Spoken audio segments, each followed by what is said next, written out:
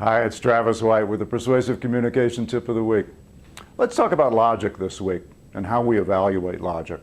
And we've talked about logic in the past, and there's a lot of good reasons to think about your logic and how you're going to logically present your argument.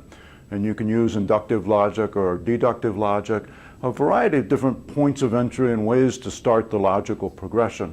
And we can do some more videos in the future about how to build a logical argument.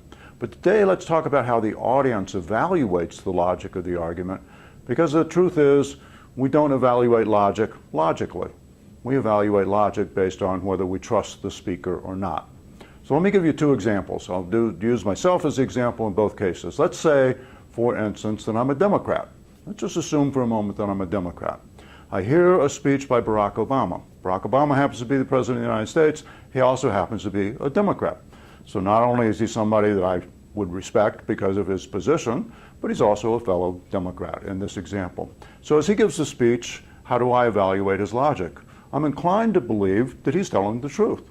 I'm inclined to believe that his logic is logical and that I should accept that logic more because I trust him, because he's a fellow Democrat, because he's the same general political philosophy as I am, and I would tend to accept his logic unquestioningly.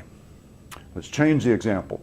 Let's say now that I'm a Republican and Barack Obama, of course, is still a Democrat. I'm a Republican. I hear Barack Obama give a speech, and what am I inclined to do? Well, I'm inclined to parse everything that he says, to look for mistakes, to look at his logic, to say, well, that's not really true, or that's only a half-truth, or gosh, I don't believe that, or that's not logical, that's not my experience.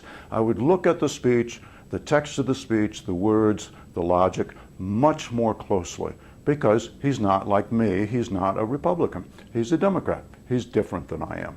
Therefore, I don't trust that he's going to tell me the truth, and I don't trust that his logic is indeed logical.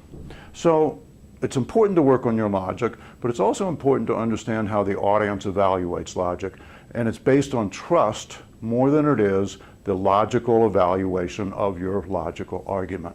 So work on trust first. That's the key lesson from Greek rhetoric, certainly. Work on trust first. If the audience trusts you, they will be more accepting of your logic and more accepting of your argument. That's the Persuasive Communication Tip of the Week. See you again next week.